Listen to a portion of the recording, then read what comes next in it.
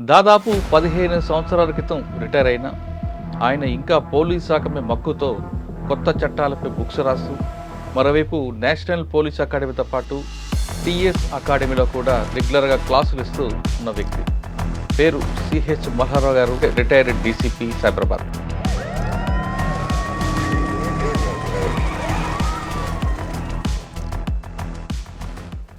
బాగా గుర్తుండిపోయిన సంఘటన గురించి లోపల పనిచేస్తూ ఉండి అతన్ని మనం మార్చుకోవడము. జూనియర్ కాలేజీలో ఇంటర్మీడియట్లో అతన్ని చదివిస్తున్నారు. సార్ ఏ విధంగా టెర్రర్ క్రియేట్ చేస్తారు? ఒక మనిషిని చంపి 1,00,000 మందిని భయపెట్టు అనే సిద్ధాంతాన్ని వాడు. లేదా ఆయన చెప్పడం వల్ల ఇంకొక వ్యక్తి ప్రాణాన్ని కాపాడడం ఉందో. వెపన్ డంప్ ఉంది. ఇక డెకాయిట్ హార్డ్ వర్క్ సిన్సియర్గా చేస్తే ఈ డెకాయిటీ డిటెక్ట్ అయ్యి మిక్స్డ్ గ్యాంగ్ అవుతున్నాయి, మిక్స్డ్ ఎంఓలు అవుతున్నాయి. ఇటువంటి తరుణంలో నేరం జరిగితే ఎలా పట్టుకోవాలి? ఇప్పటికన్నా ఇప్పుడే ఈజీ పట్టుకోవడము. 1,00,000 సీసీ కెమెరాలు ఉంటుండగా కూడా ఆ కేసు ఇంతవరకు డిటెక్ట్ కాలేదంటే దాని అర్థం. అస్సలే సెల్ ఫోన్ వాడకుండా చేసిన వాళ్ళు ఉన్నారు. మీరు పూర్తిగా డిపార్ట్మెంట్ వదిలిపెట్టకుండా ఇంకా దీని మీద రీసెర్చ్ చేస్తూ ఎన్పిఏ లాంటి వాటిలో క్లాసులు ఇవ్వడం వెనక ఉద్దేశం ఏంటి? సైబర్ క్రైమ్ మీద, లేటెస్ట్ నార్కోటిక్ డ్రగ్స్ మీద ప్రపంచవ్యాప్తంగా, దేశవ్యాప్తంగా చట్టాల హిస్టరీ పుట్టుక గురించి ఒక 2 నిమిషాలు చెప్తాను. భర్త ఉంటుండగా భార్య వేరే ఆయనతో అక్రమ సంబంధం పెట్టుకుంటే ఆ సెక్షన్ 100% తీసేశారు. భర్త భార్యకి తెలియకుండా వేరే ఆమెతో అక్రమ సంబంధం పెట్టుకుంటే ద్రౌపది ఏమని అడిగింది? తన్నోడి నన్నోడేనా, నన్నోడి తన్నోడేనా? 377 తీయడం వల్ల వచ్చే నష్టం ఏంటి, లాభం ఏంటి? నష్టం ఏంటి నేను చెప్తాను, నష్టం ఏంటి లాభం ఏంటి మీరు బేరీ. కొత్త చట్టాల వల్ల శిక్షలు పెరుగుతాయి, తగ్గుతాయి. మనము స్పెక్టేటర్గా ఉండిపోవాల్సిన పరిస్థితి ఉండేది.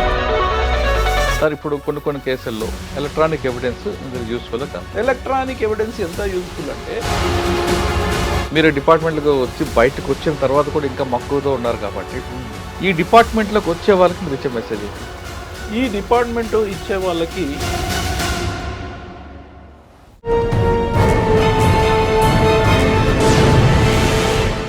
Welcome to crime diaries.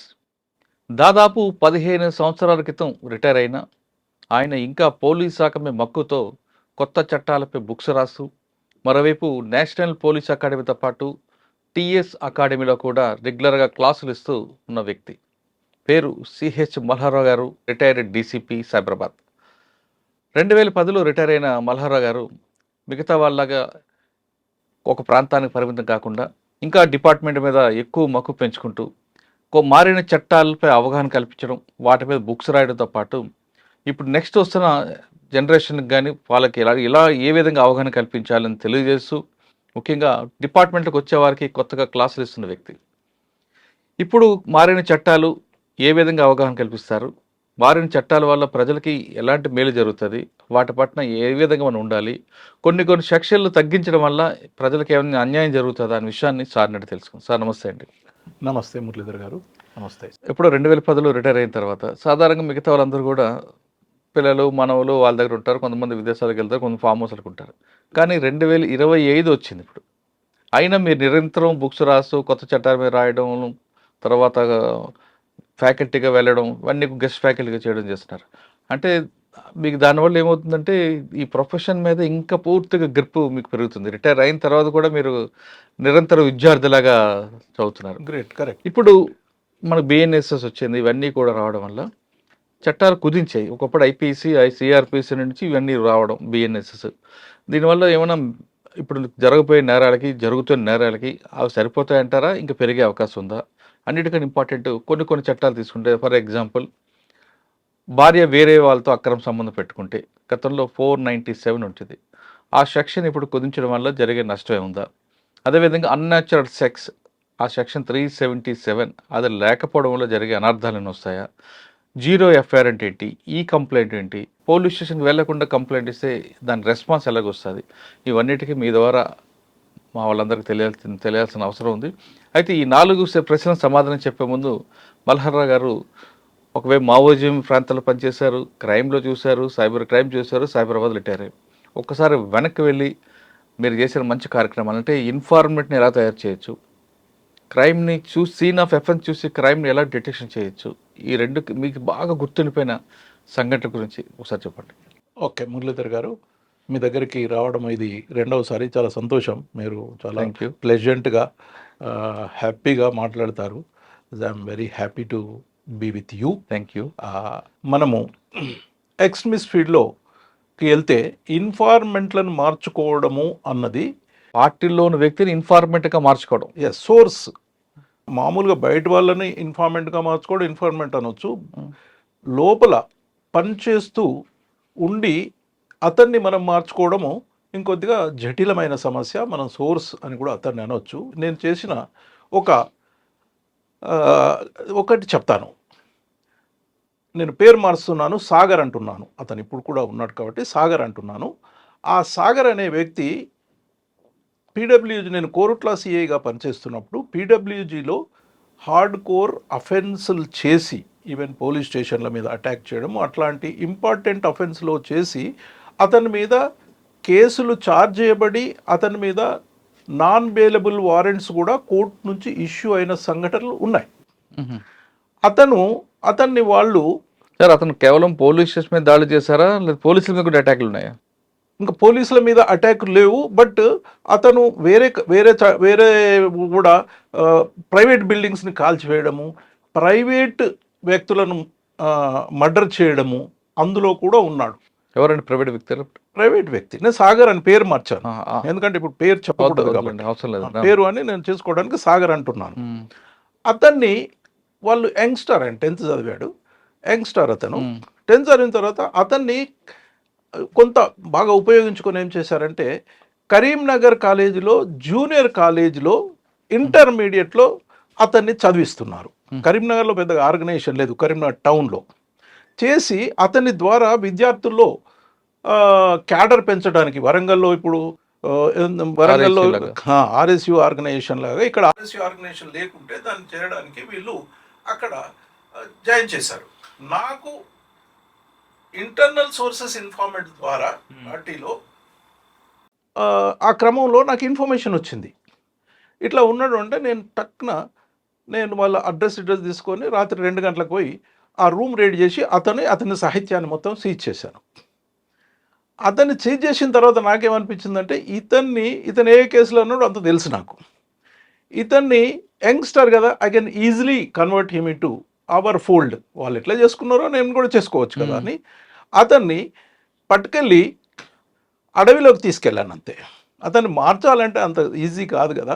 అడవిలోకి తీసుకెళ్ళి దాదాపు అతనికి ఏ టెర్రర్ క్రియేట్ చేశామంటే ఇంకా అతన్ని చంపబోతున్నాము అని టెర్రర్ క్రియేట్ చేసి almost is a verge of death, చచ్చిపోయినాను అనుకునే క్రియేట్ చేసిన తర్వాత అతనుగా యంగ్స్టర్ కాబట్టి, సార్ నన్ను ఒక్కరిని చంపితే ఏమొస్తుంది సార్, నేను మీరు ఒకవేళ నన్ను నమ్మితే నన్ను మార్చుకుంటే మీకు ఇంకా చాలా సహాయం చేస్తా సార్ డిపార్ట్మెంట్కి అని అన్నాడు. ఆ విధంగా నేను అతన్ని మార్చుకోవడము, అతన్ని నాకు కొరటలో సిఐ అండ్ రెసిడెన్స్ ఆఫీసు ఒకటే కాడ ఉంటుంది, అతను నా దగ్గర తీసుకొచ్చి నా దగ్గరనే పెట్టుకున్నాను. నా ఆఫీస్ పైన గెస్ట్ రూమ్ ఉంటుంది, ఆ గెస్ట్ రూమ్లో ఉంచుకొని అతన్ని మార్చుకొని అతన్నితోని నేను ఎక్స్ట్రీమిస్ట్ ఫీల్డ్లో చాలా పాజిటివ్గా అరెస్ట్ కావచ్చు, సరెండర్ కావచ్చు, ఎక్స్చేంజ్ ఆఫ్ ఫైల్ కావచ్చు, వాటి మంచి రిజల్ట్ తీసుకొచ్చాను. అప్పుడు అతను టార్గెట్ అయిపోయినాడు. వాళ్ళు పేపర్లో, హిందూ అన్ని పేపర్లో వచ్చినాయి. అతను వదిలిపెట్టాలి సిఏ గారు, ఇది ఇల్లీగల్, అరెస్ట్ చేస్తలేడు, ఏం చేస్తలేడు, ఇల్లీగల్ అంటే నేను వదిలిపెట్టకుంటే ఏం చేశానంటే వాళ్ళ ఇంటికి వెళ్ళి వాళ్ళ ఇంటికి తాళం వేసి అతని తల్లిదండ్రులు బయటికి వెళ్ళగొట్టారు. నేను పోయిన ఇంటర్వ్యూలో కూడా చెప్పాను, తాళానికి తాళం అని. మేము వాళ్ళ చుట్టుపక్కల ఉన్న కొన్ని ఇళ్లలో కూడా యూజీ క్యాడర్ ఉన్న వాళ్ళ ఇళ్ళకి మేము తాళాలు వేసి, ఆ విధంగా తాళాలు వేస్తే వాళ్ళ తల్లిదండ్రులు బయటకు వచ్చి తర్వాత వాళ్ళు తాళాలు తీశారు, మేము తాళాలు తీసాము. ఈ విధంగా అతన్ని ఇంకా చేసుకున్న సమయంలో అతన్ని చంపుతాము అని అన్నారు. తండ్రిని చంపేస్తాము, నువ్వు దొరకలేదా, తండ్రిని చంపేస్తామని తిరిగారు. తల్లినే చంపరు, తండ్రిని చంపేస్తామని తిరిగితే తండ్రికి ఏం చేశామంటే మేము అక్కడ ఒక కోరుట్ల నుంచి మనకు బయటికి దుబాయ్ పంపడానికి అప్పుడు 50,000 ఇస్తే పంపేవారు.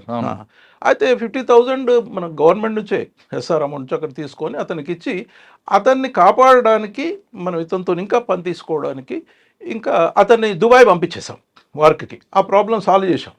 తర్వాత ఇతను పెద్ద టార్గెట్ అయ్యాడు. ఈ will be killed at any time. నేను ఎన్నో రోజులు అతన్ని కాపాడలేను కదా, దానికి గవర్నమెంట్ పర్మిషన్ తీసుకొని అప్పుడు డీజీ గారికి ఒక పవర్ ఉండింది, ఎవరికైనా కానిస్టేబుల్ ఇవ్వచ్చని. అతనికి ప్రాణం కాపాడడానికి అతనికి కానిస్టేబుల్ ఇప్పించారు. ఇప్పుడు కరీంనగర్లో ఆ కానిస్టేబుల్ పనిచేస్తున్నాడు. మనకు నా ఎంబడి అతను ఉంటే నేను అక్కడ ఉన్నంత కాలంలో మన గన్మెన్ల కన్నా అతను బాగా కాపాడడానికి ప్రయత్నించారు. They are more tactful. Like that మనము డిపార్ట్మెంట్లో ఇన్ఫార్మెంట్లు మార్చుకుంటే అసలు మనకు ఎక్సలెంట్ వర్క్స్ వస్తాయి. డెకాయిటీ ఫీల్డ్ కావచ్చు, ఎక్స్మిస్ కాళ్ళు కావచ్చు. దిస్ అయితే నేను చెప్పొచ్చేది ఏంటంటే ఇన్ఫార్మెంట్లు మార్చుకొని అతన్ని కాపాడగలిగే శక్తి ఉంటేనే ఇన్ఫార్మెంట్గా మార్చుకోండి. లేకుంటే అతను చనిపోతే అతన్ని టార్గెట్ చేసి అతన్ని వదిలిపెట్టగలిగితే అంతకన్నా మనము సొసైటీకి ద్రోహము, అది మనిషికి ద్రోహం చేసిన వాళ్ళం అవుతాం. ఇదొకటి. సార్, ఏ విధంగా టెర్రర్ క్రియేట్ చేస్తారంటే సినిమాలో చూపించినట్లు కళ్ళకి గంతలు, కాళ్ళకి గంతలు, తాళ్ళు కట్టి పరిగెట్టమని చెప్పారా? లేదు లాస్ట్ స్టేజ్ వరకు? లేదు, అతనితో మాట్లాడాం మేము అడవిలో. అతన్ని పికప్ చేసిన నుంచి నేను మాట్లాడాను అతనితో. ఏంది ఏంది అని కుతూహలం క్రియేట్ చేసి ఏంది అని మా కానిస్టేబుల్తో మాట్లాడుతుంటారు. నా టాక్టిక్స్, మీరు అన్న టాక్టిక్స్ ఎవరైనా చేయవచ్చు, నేను చేసిన చెప్తాను. అతనితో నేను మాట్లాడాను అంతే. అతని గురించి మొత్తం చరిత్ర తెలుసు. అతను చెప్పేది ఏముంది నాకు? నేను మాట్లాడాను, ఒక కానిస్టేబుల్ మాట్లాడుతుంటాడు. అబ్బో చాలా మంచోడు కాదు, అది చేస్తాడు, ఇది చేస్తాడు, అది అంటే నేను అసలే మాట్లాడాను. వాళ్ళు వచ్చి మా చేతులు ఏమన్నా సార్తో సార్ అంటాడు, వెనక జేబులో కూర్చుంటాడు. అంటుంటే లేదు, మాకు పైనుంచి ఇన్స్ట్రక్షన్స్ ఉన్నాయి, గవర్నమెంట్ నుంచి ఇన్స్ట్రక్షన్స్, గవర్నమెంట్ డీజీ నుంచి ఇన్స్ట్రక్షన్స్ ఉన్నాయి, స్టేట్ చీఫ్ నుంచి నిన్ను పట్టుకోమన్నారు, చంపేయమన్నారు, అంతే, నా చేతులు ఏం లేదు అని అతనుగా మారిపోయి, సార్ మార్గమే లేదంటే మార్గం ఎక్కడ లేదు, మరి నాకు అంతే ఇన్స్ట్రక్షన్స్. అతని సంపూర్ణంగా అతనుగా చనిపోతాన భయంతో ఒకవేళ అక్కడికి తీసుకుపోయినాము, అడవిలకు తీసుకుపోయినాము, కళ్ళకు గంతలు కట్టడం కానీ, ఇంకా ఏమంటే గంతలు కట్టడం కానీ, ఇంకా ఇక అయిపోయిందా రెడీయా అని అనడం కానీ, అంత తీయడం కానీ, ఒకటి ఏం చేసి కొట్టే పరిస్థితులు తీసుకొచ్చి ఒకవేళ వాడు వినకుంటే ఒకటి అతనికి తగలకుండా కొట్టడం కానీ, ఇక అప్పుడు కమ్ డౌన్ అయినాడే చెప్తున్నాను. ఇక అది ఫైర్ చేసిన తర్వాత సార్ మీరు ఎట్లా అంటారు నన్ను బతికించండి సార్, నేను పని చేస్తాను. That is sir. ఆ విధంగా మీరు లొంగుబాటు చేసుకున్నారు, అది తప్పు కదా? లొంగుబాటు చేసుకున్నాం తప్పు అంటే, ఒక ప్రపంచవ్యాప్తంగా ఎక్స్ట్రీమిజం అని ఉన్నది కదా, ప్రపంచ టెర్రరిజం, ఎక్స్ట్రీమిజం సేమ్. ఒక మనిషిని చంపి 1,00,000 మందిని భయపెట్టు అనే సిద్ధాంతాన్ని వాడు చేసిన తర్వాత, అయితే నువ్వు అసలు మన న్యాయ వ్యవస్థ దేని మీద ఆధారపడి ఉందండి? సాక్ష్యం మీద ఆధారపడి ఉంది. సాక్షులను ఒక్కరు కూడా చెప్పకుండా చేసి అన్ని కేసులు అక్విట్ చేసే పరిస్థితి వచ్చినప్పుడు అన్ని కేసులు అక్విట్ అవుతాయి. ఈ చట్టాన్ని వాళ్ళు ఇదే చట్టాన్ని ఉండకుండా వీళ్ళకు చెప్పకుంటే, వీళ్ళు ఓపెన్గా చేసినా కానీ ఏం కాదు, చెప్పకుంటే ఏం కాదు అనే వ్యవస్థ నాశనం చేశారు. మరి ఇలాంటి కొన్ని మీరు అన్నట్టు చట్ట ప్రకారం తప్పే. But if you go by terrorist విషయంలో, నక్సలైట్ల విషయంలో, if you go by only లా, వాళ్ళు చంపితే కేసు పెట్టండి, సాక్షులు చెప్పరు, అన్నీ అక్విట్ అయిపోతుంటాయి. ఇంకా ఆ పరిస్థితుల లోపల మరి గవర్నమెంట్ను తుపాకీ గుట్టం ద్వారా రాజ్యాధికారం వస్తుంది, ballot should be replaced by the bullet అంటే హ్యాండ్ ఓవర్ చేద్దామా? అంటే మీరు ఆయన తీసుకున్నప్పుడు మీ ఐడియాలజీలతో ఆయనతో మాట్లాడి మా ఆయనలో పరివర్తన తీసుకొచ్చే అవకాశం ఉంది కదా, కేవలం బుల్లెట్తోనే భయపెట్టడం కాకుండా. పరివర్తన తీసుకురావడం అంటే 5 ఏళ్ళు వాళ్ళు అతన్ని అది చేసి వీళ్ళు దొంగలు అనే విషయాన్ని వాళ్ళు చేసిన తర్వాత, నాకు అరెస్ట్ చేసిన తర్వాత 24 అవర్సే టైం ఉందండి నాకు. కోర్టులో ప్రొడ్యూస్ చేయాలి. కోర్టులు ప్రొడ్యూస్ చేయాలి. 24 అవర్స్లో కోర్టులు ప్రొడ్యూస్ చేస్తే అతను జైలుకు పంపితే జైల్లో రిసెప్షన్ కమిటీ ఉంటుంది తెలుసు కదా మీకు. తీసుకొని నక్సలైట్ ఇది అంటే వాళ్ళు అక్కడ బ్రెయిన్ వాష్ చేసేస్తారు. ఏం కాదు పోలీసు వాళ్ళతో ఏం చేయరని. నీకు పోలీస్ రిమాండ్ మేము అడిగినా పోలీస్ కస్టడీ అడిగినా ఇప్పుడున్న దాని ప్రకారము 5 రోజులు 3 రోజులు ఇస్తారు. 5 ఏళ్ళు చేసింది 3 ఏళ్లలో ఎంత హయ్యెస్ట్ సైకాలజిస్ట్ అయినా ఇది చేయలేని పని. అందుకని ప్రపంచవ్యాప్తంగా టెర్రరిజంను అణచడానికి నక్సలిజంను అణచడానికి ఎక్స్చేంజ్ ఆఫ్ ఫైర్ అనేది వాడడం జరుగుతుంది. ఎందుకంటే ఇంకా వేరే మార్గం లేకనే జరుగుతుంది. అంటే ఎక్స్చేంజ్ ఆఫ్ ఫైర్ అనొచ్చా లేదా బంపింగ్ ఎన్కౌంటర్ అన్నా? మేమైతే ఎక్స్చేంజ్ ఆఫ్ ఫైర్ అంటాం. ఎఫ్ఐఆర్లు ఉన్న ప్రకారం ఎక్స్చేంజ్ ఆఫ్ ఫైర్. అందులో మీకు ఒక్క విషయం కూడా ఎక్స్చేంజ్ ఆఫ్ ఫైర్ అనే ఉంటుంది. మేము రాసింది అదే, మేము చేసింది అదే. కానీ బంపింగ్ కాదంటారు. అది మీరు చూసుకోవాలి. మేము ఇప్పుడు ప్రజల ముందు ఎంత చెప్పాలో అంత చెప్తాం. ప్రజలు మీరు డిసైడ్ చేసుకోవాలి. తీసుకున్నారు, మీ కంట్రోల్లోకి వచ్చాడు, ఆయన ప్రొటెక్ట్ చేశారు, ఆయన ఇచ్చిన ఇన్ఫర్మేషన్ ప్రకారం అరెస్టులు, సరెండర్, ఎక్స్చేంజ్ ఆఫ్ ఫైర్లు ఉన్నాయి. ఓకే, మంచి ఆయన చెప్పిన వల్ల ఒక మంచి ఎన్కౌంటర్ కానీ లేదా ఆయన చెప్పడం వల్ల ఇంకొక వ్యక్తి ప్రాణాన్ని కాపాడని ఉందా? ఉంటుంది. ఇప్పుడు ఎక్స్చేంజ్ ఆఫ్ ఫైర్ అన్నవి ఆయన ఇచ్చిన ఇన్ఫర్మేషన్ ప్రకారం ఒక ఆపరేషన్ చెప్పండి. ఆయన ఇచ్చిన ఇన్ఫర్మేషన్ ప్రకారము అతనికి తెలిసిన ఇప్పుడు వెపన్ డంప్ ఉంది. ఓకే, వెపన్ డంప్ అతనికి తెలుసు. సార్ వెపన్లు అక్కడ దాచిపెట్టాము అంటే ఎంత తొందరగా చెప్పాలంటే ఇతను అరెస్ట్ అయిన దానికనే 28 అవర్స్లో తీసేస్తారు. వాళ్ళు అక్కడికి వచ్చి 24 అవర్స్, 48 అవర్స్, 56 అవర్స్ తీసేస్తారు. డంపులు ఇమీడియట్గా వీరికి తెలిసి ఉన్న డంపులు 24 అవర్స్లో మనం తీయగలగాలి. తీసాం. ఆ డంప్ తీసుకునే క్రమంలో వాళ్ళు కూడా అంత ఈజీగా డంప్ పెట్టరండి. చుట్టుపక్కల మైన్స్ పెడతారని పెడతారు కదా. మైన్స్ ఏం పెట్టారు, డంప్ సీక్రెట్ గా పెడతారు. మైన్స్ పెడితే పేలాలి కదా. అది మైన్స్ అంటే మోంగన వెళ్తుంది. Mines they cannot put mines. Dump will be kept at a certain place, confidential place. అది ఎవరికి తెలియదు. ఇతను ఇంపార్టెంట్ మెంబర్ కావాల్సి తెలుసు. దళం కమాండర్ ఇతనే పెడతాడు. వాళ్ళిద్దరి మధ్యన ఉంటుంది. ఇద్దరు లేకుంటే ఇంకొకరు తెలుసు, ఇంకొకరు అంతే. వెపన్స్ అప్పుడు ఒక కంట్రీ మేడ్ పిస్టల్, ఒకటి 3.2 పిస్టల్, ఒకటి అది ఏది మన 8mm రైఫిల్, అట్లాంటి 3-4 ఒక హ్యాండ్ గ్రెనేడ్ దొరికాయి. అట్లా సార్, మీరు నక్సల్స్ గురించి చెప్పారు. ఎలాగ ఇన్ఫార్మేట్ని మనం తీసుకురావాలి, ఎలా క్రియేట్ చేయాలి, ఆయన ద్వారా ఎలాగ మనం ఆపరేషన్ చేయాలి, ఆయన ఇన్ఫర్మేటివ్గా ముద్ర పడ్డాడు కాబట్టి ఆయన ఎలా ప్రొటెక్ట్ చేయాలనేది మీరు ఒక ఎగ్జాంపుల్ ఇచ్చారు. ఇంకా డెకాయిట్ విషయంలో చెప్పండి.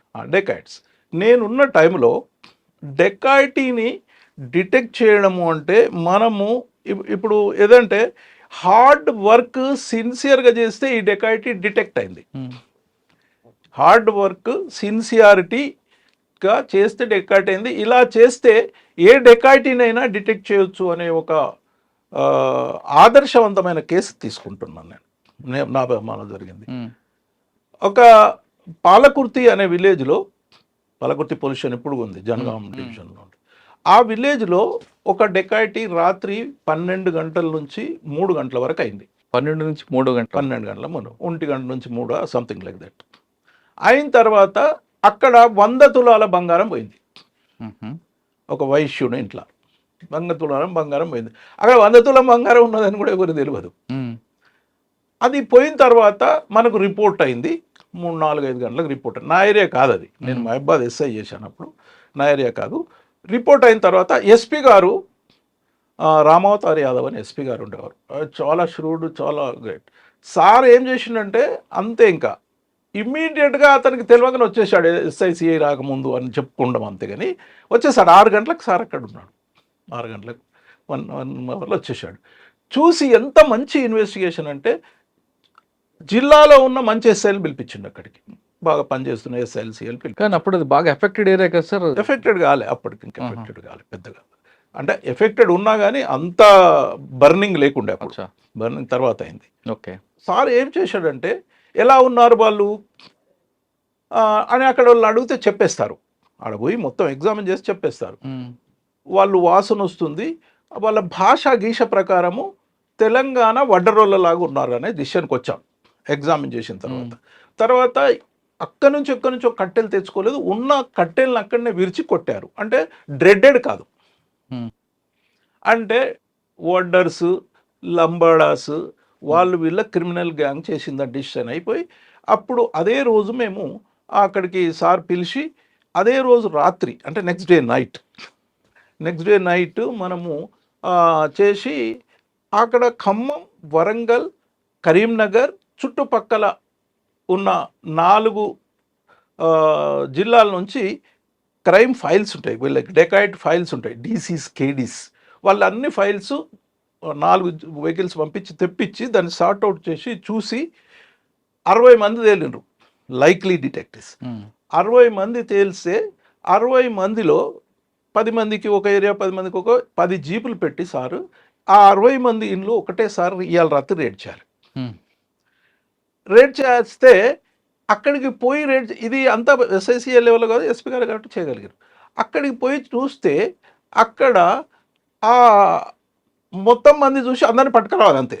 పట్టుకురావాలంటే అక్కడికి పోయే వరకే మనకు అందరు వచ్చిన తర్వాత ఏం చేసిండంటే హుస్నాబాద్లో ఒక ఊర్లో తెలిసిపోయింది. ఇక్కడ నుంచి ఇవి తీసుకొని తెల్లారి వరకు అక్కడికి పోయినరు, పిల్లల మెడల్లో గొలుసులేశారు, ఎగిరిచ్చారు, పందిని కోసుకున్నారు, తిన్నారు, సాయంత్రం ట్రైన్ ఎక్కేశారు. డిటెక్ట్ అయిపోయిందండి. ఎంత గ్రేట్ చూడండి, ఈ సిన్సియారిటీ, హార్డ్ వర్క్. అంటే అక్కడ వాళ్ళు ట్రైన్ ఎక్కేశారు. మేము రాత్రి 2ంటికి పోయినాం కదా, నెక్స్ట్ డే రాత్రి 24 hours లేట్ అవుతుంది కదా. ఎక్కడికి వెళ్ళిపోయారు అందరూ? బాంబే పోయినరు. వాళ్ళు బాంబే నుంచి చేసిరు, బాంబేనే పోయిరు. మరి ఎలా పట్టుకొచ్చారు బాంబే నుండి? అలా పట్టుకురావడము అంత ఈజీ కాదు. ఎలా చేసామంటే అయిపోయిన తర్వాత వాళ్ళ అన్ని ఇళ్ళని పట్టుకొచ్చాం. ఈ 60 మందిలో సస్పెక్ట్ ఒక 20 మంది పట్టుకొచ్చి హనుమకొండ పోలీస్ స్టేషన్ వేసి, మేము బాంబే వాళ్ళంటే పాస్పోర్ట్ కావాలి, డీజీ పర్మిషన్ కావాలి, ఒక 4 ఎస్ఐలు, ఒక సిఐ, అలా నేను ఒక ఎస్ఐ చేసిన తర్వాత వాళ్ళ అందరినీ అక్కడ పెట్టినాం కదా. మేము అనుకుంటే ఎవరో అందరు ఉన్నారు కాబట్టి సార్లు బాంబే వస్తున్నారు అని వాళ్ళకి తెలిసింది. ఆ చిట్టాలు పట్టుకొచ్చాం కదా మేము. వచ్చిన తర్వాత మేము చదువుకొని పాస్పోర్ట్ తీసుకొని కొన్ని డబ్బులు సర్చ్ చేసుకొని మేము తెల్లారి సాయంత్రం మళ్ళీ నెక్స్ట్ డే సాయంత్రం మేము మళ్ళీ ట్రైన్ ఎక్కాలి కదా. అప్పుడు ట్రైన్ ఎక్కి మేము ఆడబోయి ఎస్పీ గారు అక్కడ ఫోన్ చేసి డొంబివిలి అనే ఏరియాలో గుడిసెల్లో వీళ్ళు ఉన్నారు, వీళ్ళు తల్లిదండ్రులు తీసుకుపోయినాం, వీళ్ళ తల్లిదండ్రులు లీడ్ చేయడానికి. అక్కడ ఎస్పీ కమిషనర్ పర్మిషన్ తీసుకొని చేసి అక్కడికి పోతే అక్కడ మేము ఇంకో 3-4 రోజులు అయింది. ఇక్కడ నుంచి వీళ్ళు ఫోన్ చేశారు, మేము పోయి తెలుస్తుంది కదా వాళ్ళకు. ఇక్కడ నుంచి అక్కడికి ఫోన్ చేశారు వాళ్ళు, ల్యాండ్ లైన్ చేస్తే అక్కడ మేము ఆ డొంబివిల్లో అక్కడ రేడ్ చేసే వరకు ఏమైందంటే అక్కడ నుంచి వాళ్ళు అందరూ అక్కడ కూడా వాళ్ళ భార్య పిల్లల మెడల్లో గొలుసులేసి వేసుకొని మస్తు తాగి చేసి ఈ ఫోన్ వచ్చింది మేము వెళ్ళిపోతున్నాం అని అవి కాల్ చేసిండ్రు. అది మొత్తం ఖాళీ చేసిండ్రు. మేము పోయి రేడ్ వేస్ట్ అయిపోయింది. మేము అక్కడి నుంచి మేము అక్కడ ఏం వేసినాం అంటే వాళ్ళు అక్కడ చెప్పింది ఏంటంటే పెద్దగా దొరికింది సార్ 100 తులాలు, చాలా రోజులు చేస్తున్నారు వీళ్ళు, వాళ్ళు దుబాయ్ పోవడానికి ప్రయత్నం చేస్తున్నారు. మేము ఇన్ఫార్మెంట్ తండ్రిని ఎట్లా దుబాయ్ పంపినాము, వాళ్ళు మంచి డెకాయిట్ అయింది, ఇక దుబాయ్ పోతారు. అలా A1 A2 వాళ్ళు దుబాయ్ పోవడానికి ప్రయత్నం చేశారు. ప్రయత్నం చేస్తుంటే ఇక మేమేం చేసామంటే అప్పుడు ఇంట్రెస్ట్ ఉండాలి, సిన్సియారిటీ ఉండాలి, చేయాలనే తపన ఉండాలండి. అరే ఇది ఏంది ఉద్యోగం, ఆఫ్టర్ ఆల్ డెకాయిట్ని పట్టుకోలేమా మనం ఇంత స్ట్రెయిన్డ్, వీళ్ళని పట్టుకోకుంటే మనం ఎందుకు అనే ఒక తపన ఉంటే మేము ఏం చేసినామంటే అప్పటిదప్పుడు విచారించడం. కరీంనగర్ నుంచి వచ్చారు వీళ్ళు, కరీంనగర్ నుంచి దుబాయ్ పంపడానికి ఎంతమంది బ్రోకర్స్ ఉన్నారు ఇక్కడికి అడిగి లిస్ట్ అవుట్ చేసి బ్రోకర్స్ ఇల్లు రేడ్ చేసి దుబాయ్కి పంపడానికి రేడ్ చేసి మొత్తం నలుగురు చూసుకొని నలుగురు దగ్గర 50 పాస్పోర్ట్లు ఉంటాయి. 50, 60, 30, 20 అట్లా 200 పాస్పోర్ట్ తీసుకొని ఆ నలుగురిని తీసుకొని లోపడేసినాం అక్కడ బాంబేలో లోపడేసేసి చేస్తే అయితే వాళ్ళు పోలీస్ స్టేషన్లో తీసుకోరు, గెస్ట్ హౌస్ ఇచ్చారు, గెస్ట్ హౌస్ వేసుకొని చెప్పినాం మాకు వీళ్ళిద్దరు కావాలి. 5-6 పాల్గొన్నారు కానీ వాళ్ళ ఇద్దరే పోతున్నారు, వీళ్ళిద్దరు కావాలి, మీరు 200 పాస్పోర్ట్లు మా దగ్గరనే ఉంటాయి, వాళ్ళిద్దరిని మాకు పట్టిస్తే ఇస్తాం, లేకుంటే మీ మీద అన్ని కేసులు పెట్టి అరెస్ట్ చేసి అక్కడ రిమైండ్ చేస్తాం, ఎందుకంటే అక్కల్లోనే మోసం చేశారు కదా అంటే వాళ్ళు భయపడ్డారు. ఆ ఇద్దరిని పట్టియండి, మీ మీ దందా మీరు చేసుకోండి. ఆ ఇద్దరిని పట్టియడానికి మీరు ఇక్కడ వాళ్ళు మాకు వాళ్ళే ప్లాన్ చెప్పారు, మీరు ఇక్కడ ఉంటే మొత్తం ఇన్ఫర్మేషన్ పోతాను సార్, మీరు 15 రోజులు నాకు దొరకరు, వాళ్ళు మా దగ్గరికి రారు, మీరు వెళ్ళిపోండి. మేము వాళ్ళకి ఫోన్ నెంబర్లు ఇచ్చి వాళ్ళతోని కాంటాక్ట్లు ఉండి వాళ్ళని కాన్ఫిడెన్స్ తీసుకొని వాళ్ళకి చెప్పాము, మీకు దుబాయ్కి పాస్పోర్ట్ వచ్చింది, వీసా వచ్చింది, మీకు మెడికల్ కోసం డాక్టర్ దగ్గరికి పోవాలి అని వాళ్ళను ఇద్దరిని సింగిల్గా మెడికల్ కోసము డాక్టర్ మేము మొత్తం ప్లాన్ ఇచ్చాం. నేను ఒక నిమిషంలో అయ్యేది కాదు. ఇది నెల రోజులు ప్లాన్ ఇచ్చి వాళ్ళని మెడికల్కు తీసుకుపోయే క్రమంలో మళ్ళీ పోయినాం మేము, మళ్ళీ ప్లాన్ ఇచ్చాము. ఈ మీ ఇల్లు ఎక్కడున్నది, వాడు ఎక్కడుంటాడు, వాళ్ళు ఎక్కడుంటాడు, ఈ హోటల్లో మేము వచ్చి పట్టుకుంటాము, మీరు తీసుకుపోయి అక్కడ టిఫిన్కి తీసుకుపోయి అంటే ఆ ప్లాన్ వేస్తే వాళ్ళు కరెక్ట్గా ఆ బాంబే అది మెడికల్ కోసం అని తీసుకొచ్చి అక్కడ తీసుకొచ్చి వాళ్ళిద్దరిని మాకు పట్టించారు. మేము 2 ఎస్ఐలను 4 కానిస్టేబుల్ పోయినాం, 6 పోయినాం, పట్టుకున్నాము. వాళ్ళ ఇళ్ళలో చెక్ చేస్తే బంగారం దొరికింది, అప్పటికి అమ్ముకునేది అమ్ముకున్నారు. ఓ 60% అట్లా రికవరీ అయింది. సిన్సియారిటీ అంటుంటే డిటెక్ట్ కానీ కేసు ఉండదండి. అది జస్ట్ సార్ అప్పట్లో ఒక క్రైమ్ జరిగిందంటే పలానా గ్యాంగ్ అనేది ఆ సీన్ చూసేవారు చెప్పేవారు. మీరు చెప్తుంది భాష ప్రకారం అవ్వచ్చు, అది ఎంట్రీ అవ్వచ్చు, ఎగ్జిట్ అవ్వచ్చు, దాని ప్రకారం. కానీ ఇప్పుడున్న పరిస్థితుల్లో మిక్స్డ్ గ్యాంగ్ అవుతుంది, ఎవరు పడితే వాళ్ళు చేస్తున్నారు. మరి ఈ క్రమంలో ఇలా మన ఇంటి అసలు ఇప్పుడు ఈజీ అండి, ఫోన్స్ యూజ్ చేస్తున్నారు. You can maintain. అప్పుడు మేము 50 ఫైళ్ళు 100 ఫైళ్ళు, ఇప్పుడు 1000 ఫైళ్ళు మెయింటైన్ చేయొచ్చు. ఒక జస్ట్ ఫింగర్ టిప్ మీద 100 మంది 1000 మంది ఏ ఎంఓ కొడితే ఆ ఎంఓ ఇండియాలో చేసిన వాళ్ళు, ఇక్కడ చేసిన వాళ్ళు, అక్కడ చేసిన వాళ్ళు మొత్తం వస్తాయండి. సార్ మీరు చెప్తున్నట్లుగా వరంగల్లో జరిగిన ఇష్యూలో డెకైట్ ఎవరు చేశారో ఎంట్రీ ఎగ్జిట్ బట్టి, లేదంటే వాళ్ళు మాట్లాడే భాష బట్టి, వాళ్ళు వాడిన ఆయుధాలు బట్టి పలానా గ్యాంగ్ అని అప్పట్లో ఉండేది. అంటే పర్టికులర్ కొన్ని కమ్యూనిటీలు అప్పుడు చేసేవి కాబట్టి.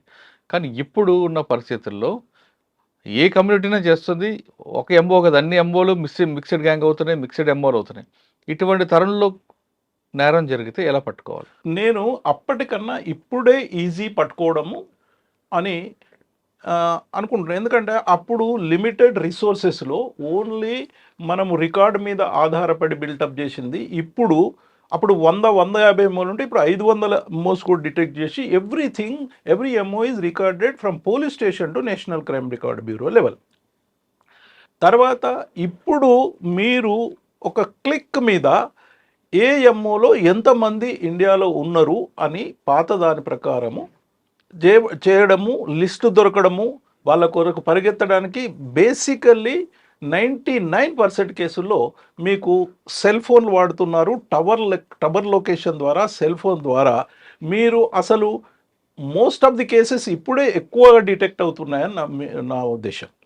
ఓకే, కానీ ఇటీవల జరిగిన కొన్ని సంఘటనలో జైరాబాద్లో కాల్పులు అవ్వచ్చు, హైదరాబాద్లో కాల్పులు అవ్వచ్చు, మనకి పెద్ద మీరు అన్నట్లుగా టవర్లు ఉన్నాయి, 1,00,000 సీసీ కెమెరాలు ఉంటుండగా కూడా ఆ కేసు ఇంతవరకు డిటెక్ట్ కాలేదంటే దాని అర్థం ఉండవచ్చు. ఇప్పుడు అప్పటికన్నా అప్పుడు అన్డిటెక్టెడ్ పోయిన వాటికన్నా ఇప్పుడు అన్డిటెక్ట్ పోయిన తక్కువగానే ఉన్నాయని మన రికార్డ్స్ కూడా చెప్పొచ్చు. మీరు ఏదైనా డిటెక్ట్ అయితే టక్కున డిటెక్ట్ అయిపోతుంది. ఇంత టెక్నాలజీ ఉంటుండగా కూడా ఎస్కేప్ అయ్యే వాళ్ళు ఉన్నారు కదా. ఉన్నారు. ఇప్పుడు అస్సలే సెల్ ఫోన్ వాడకుండా చేసిన వాళ్ళు ఉన్నారు. సెల్ ఫోను, టవర్ లైను అతను అఫెన్స్ చేస్తున్నప్పుడు దొరకకుండా చేసే వాళ్ళు ఉన్నారు. బట్ టెక్నాలజీ వల్ల ఒక్కొక్క సిమ్ ఫోను, ఒక్కొక్క ఫోన్ వాడినా కూడా మనము శంషాబాద్లో ఒక గోల్డ్ దాంట్లో కొరియర్ అక్కడ నుంచి ఫ్లైట్లో వస్తే దాంట్లో ఒక్కొక్క ఫోన్ కాల్కి ఒక్కొక్క సిమ్ వాడాడు. తెచ్చుకుంటే 20 సిమ్లు తెచ్చుకున్నాడు. అయినా డిటెక్ట్ అయింది. బట్ మీరు అన్నట్టు అతను అసలే వాడకుండా అంత చేస్తే సెల్ ఫోన్ వాడకపోయినా సార్ సీసీ కెమెరాలు ఎక్కడో దగ్గర క్యాప్చర్ అవ్వాలి. 1,00,000 కెమెరాలో కూడా మిస్ అయ్యాడంటే ఈ 1,00,000 కెమెరాలు అంటే అన్ని కెమెరాలు అంత పర్ఫెక్ట్గా పనిచేస్తాయని మనం చెప్పలేం కదా. మెయింటెనెన్స్ కావచ్చు, ఇంకా ఎన్నో కారణాలు ఉండవచ్చు. సరే సార్, టెక్నాలజీ పక్కన పెడదాం. ఓకే, మీరు రిటైర్ అయిన తర్వాత మీరు పూర్తిగా డిపార్ట్మెంట్ వదిలిపెట్టకుండా ఇంకా దీని మీద రీసెర్చ్ చేస్తూ ఎన్పిఏ లాంటి వాటిలో క్లాసులు ఇవ్వడం వెనక ఉద్దేశం ఏంటి? ఆ బుక్స్ రాయడం వెనక కారణం ఏంటి? ఎస్,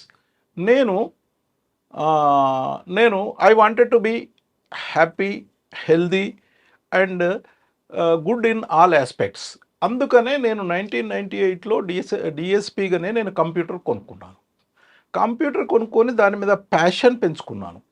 ఇంటర్నెట్ కానీ, లేటెస్ట్ చాట్ జీపీటీ కానీ, జెమినై కానీ, ఐ కెన్ డూ ఎవ్రీథింగ్ కాకుండా కానీ నేను అడ్వాన్స్ స్టేజ్లో ఉన్నాను. అవన్నీ చేయడం వల్లనే నేను సైబర్ క్రైమ్ మీద, లేటెస్ట్ నార్కోటిక్ డ్రగ్స్ మీద, ఇవన్నిటి మీద కూడా నేను బుక్స్ రాయగలిగాను. అంటే కేవలం I'm well equipped with the latest technology.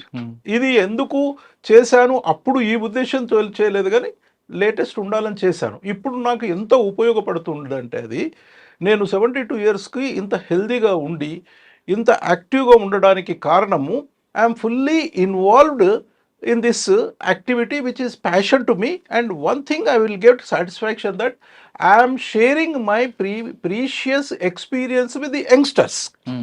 నేను యంగ్స్టర్స్కి ఇప్పుడు ట్రైనింగ్లో ఐపీఎస్ వాళ్ళకి కానీ చెప్తా. ఏం చెప్తా అంటే, నేను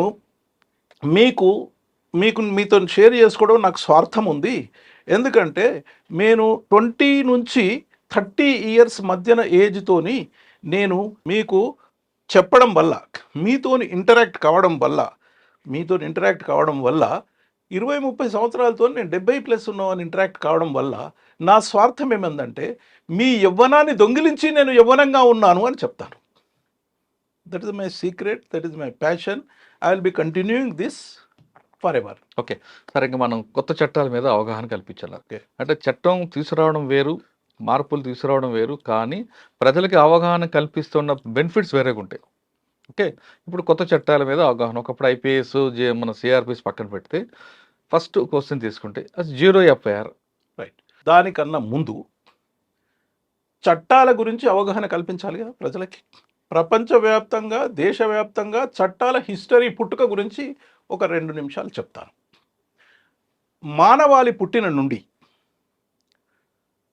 నేరము అనేది ప్రిన్సిపల్స్ ఆఫ్ న్యాచురల్ జస్టిస్, సహజ న్యాయ సూత్రాల ప్రకారం ఇది చేస్తే తప్పు, ఇది చేస్తే ఒప్పు అని హ్యూమన్ బీయింగ్కి తన అంతరాత్మ చెబుతూనే ఉంటుంది.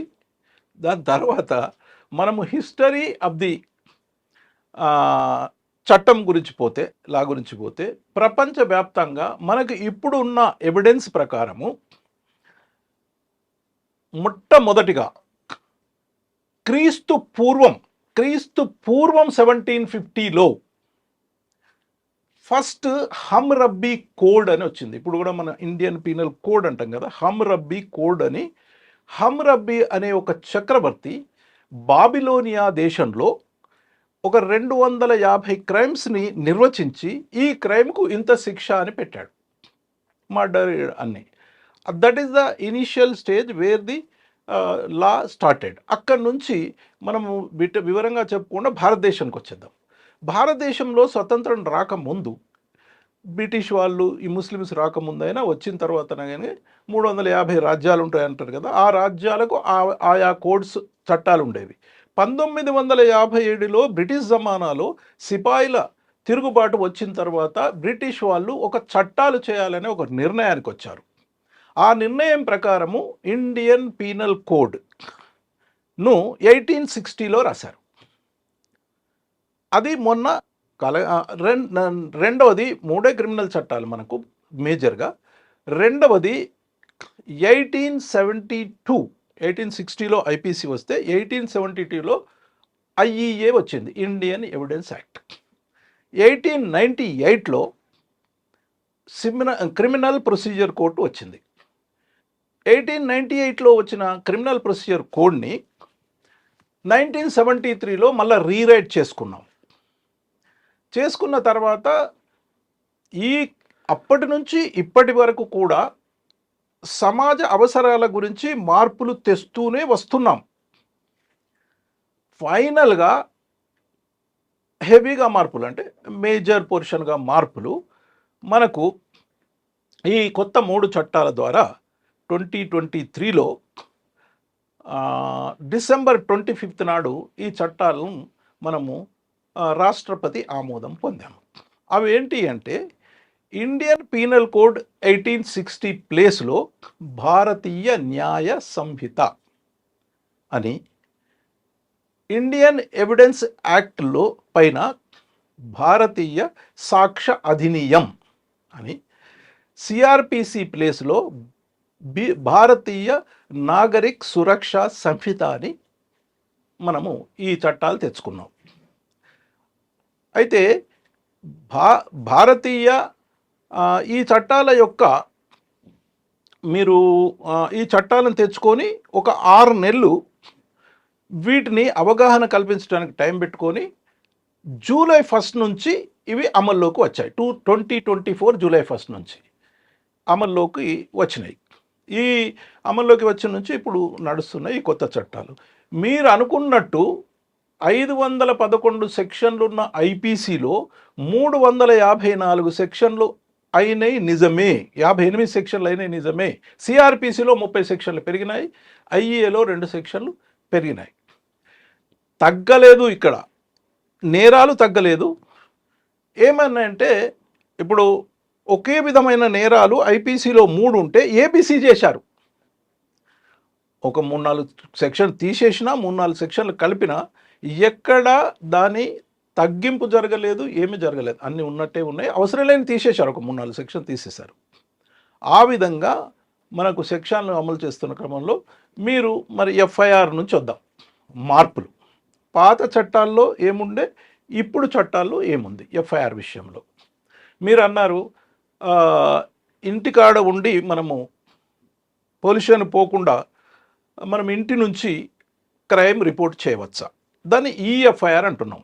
ఇప్పుడు కొత్త చట్టాల ప్రకారము ఎవరైనా కంప్లైంట్ ఇవ్వదలుచుకుంటే అంతకుముందు పోలీస్ స్టేషన్కి పోయి పిటిషన్ ఇవ్వాలి, లేకుంటే పోలీస్ స్టేషన్కి పోయి ఓరల్ చెప్తే వాళ్ళు ఎస్హెచ్ఓ రాసుకొని కేసు కడతారు. అది అట్లే ఉంది.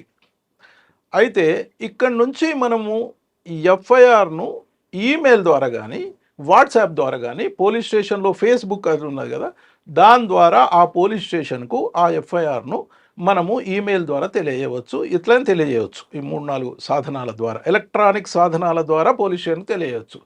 అయితే కొత్త చట్టంలో ఏముందంటే ఎఫ్ఐఆర్ చేయాలంటే సంతకం కావాలి.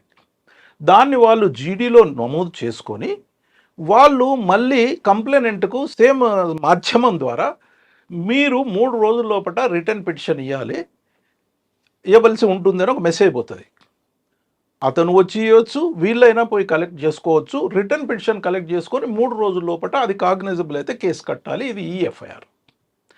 దాని తర్వాత జీరో ఎఫ్ఐఆర్ అంటే కొత్తగా వచ్చిన దాంట్లో ఏ ప్రదేశం నుంచైనా ఇంకొక పోలీస్ స్టేషన్ పరిధిలోకి పిటిషన్ ఇవ్వచ్చు. వీళ్ళు రిజిస్టర్ చేయాలి, కన్సర్న్డ్ పోలీస్ స్టేషన్కు ట్రాన్స్ఫర్ చేయాలి. కాబట్టి దీన్ని జీరో ఎఫ్ఐఆర్ అన్నారు.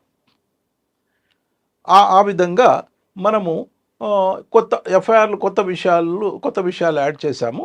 ఇంకొక విషయం ఏముందంటే ఎఫ్ఐఆర్ విషయంలో ఇంకొక విషయం ఏముందంటే ఈ 498A కేసుల్లో, చిన్న కేసుల్లో, లేకుంటే ఏదన్నా ఫైనాన్షియల్ ట్రాన్సాక్షన్ కేసుల్లో 7 సంవత్సరాల కన్నా తక్కువ ఉన్న కేసుల్లో ప్రిలిమినరీ ఎంక్వైరీ చేయవచ్చు అని ఉంది. అట్లంటే ప్రిలిమినరీ ఎంక్వైరీ అన్నిట్లో దానికి డిఎస్పికి ఒక చెక్ పెట్టి అతను కావాలనుకుంటే చేయొచ్చు, లేకుంటే ఇమీడియట్ రిజిస్టర్ చేయాలి. ఇది ఎందుకు చేశారు అంటే Lalit Kumar versus high court of UP వాళ్ళు ఒక 498 కేసు వచ్చినప్పుడు, అరే మీరు భర్త మీద భార్య పిటిషన్ ఇస్తుంది, ఎఫ్ఐఆర్ ఇమ్మీడియట్ 498 రిజిస్టర్ చేసి అరెస్ట్ చేసి రిమాండ్ చేస్తున్నారు అనుకోండి, చేస్తే వాళ్ళకి కుటుంబం నాశనం అవుతుంది.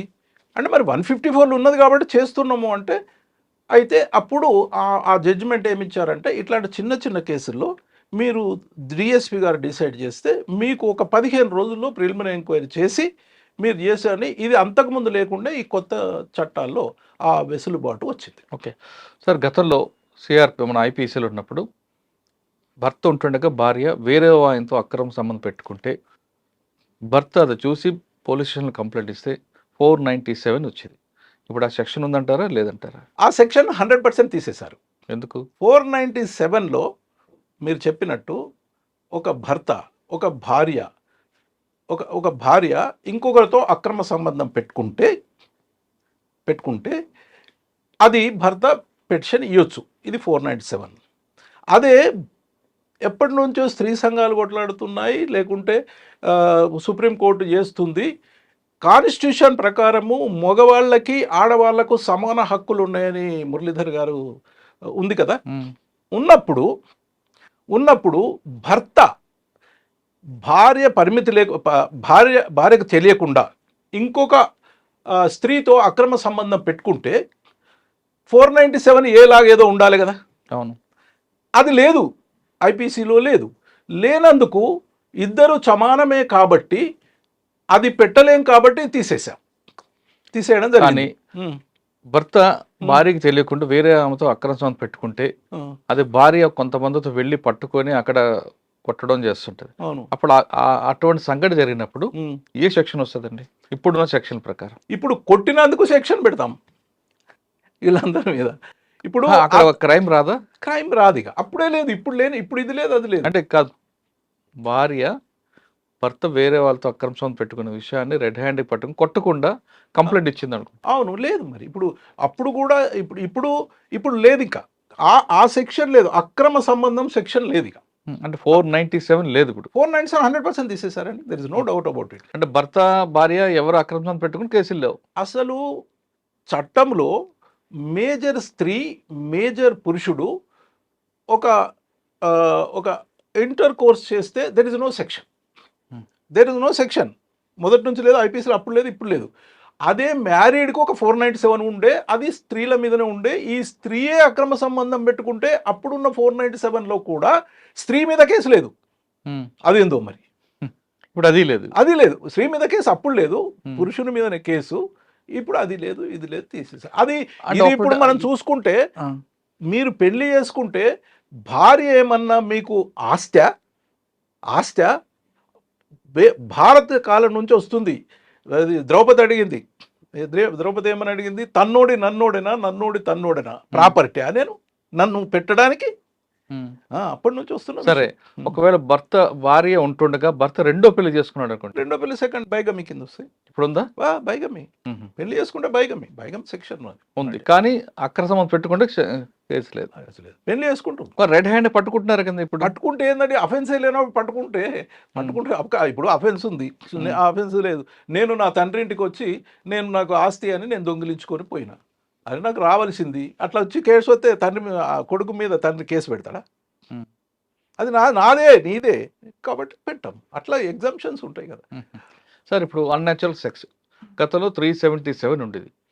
ఇప్పుడు 377 తీయడం వల్ల వచ్చే నష్టం ఏంటి, లాభం ఏంటి? నష్టం ఏంటి నేను చెప్తాను, నష్టం ఏంటి లాభం ఏంటి మీరు బేరీ చేసుకోండి. 377 అన్నది అన్యాచురల్ సెక్స్ అసహజ సంభోగం అనుకోండి. సంభోగం అనుకోండి, అసహజ క్రియ. ఓకే, దీంట్లో మనిషికి కాకపోయినా మనుషులు జంతువులు అసహజం అంటే అసహజం. అవును.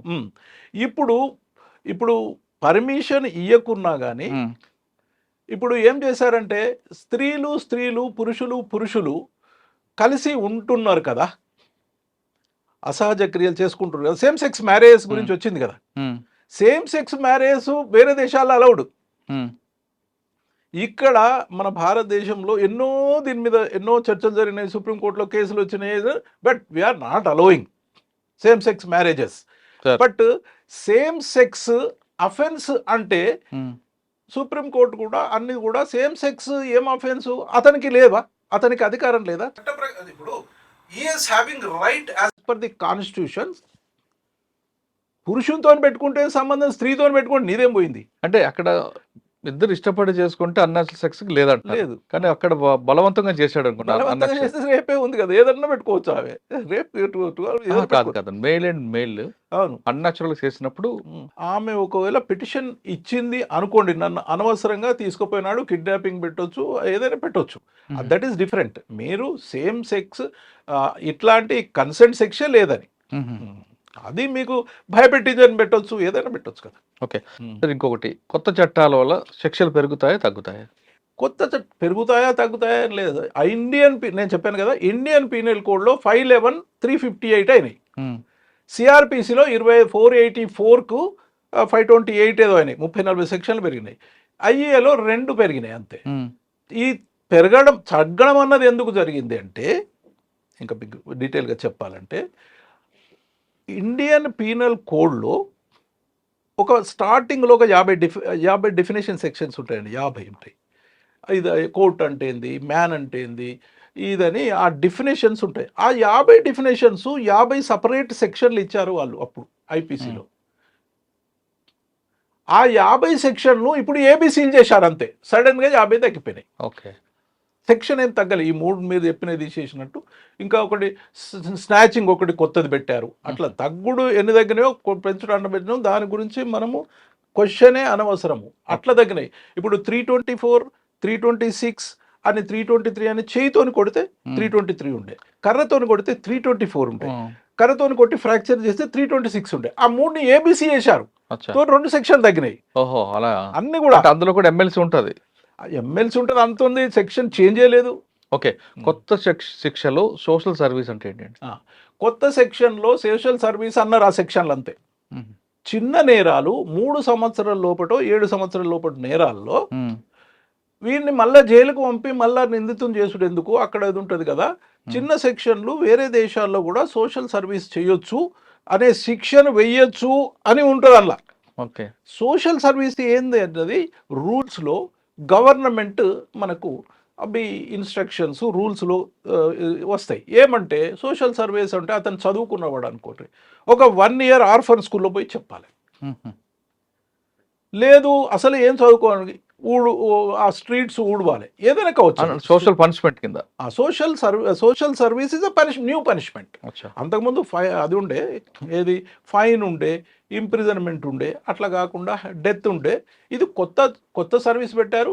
ఏవి సోషల్ సర్వీసులు అని ఆ స్టేట్ వాళ్ళు చేసుకోవాలి, ఏదైనా కావచ్చు సోషల్. ఓకే, ఇప్పుడు కొత్త చట్టాల్లో హ్యాండ్స్ కప్స్కి ఏం చెప్పిందండి? బేడీలు వేయొచ్చా వేయకూడదా?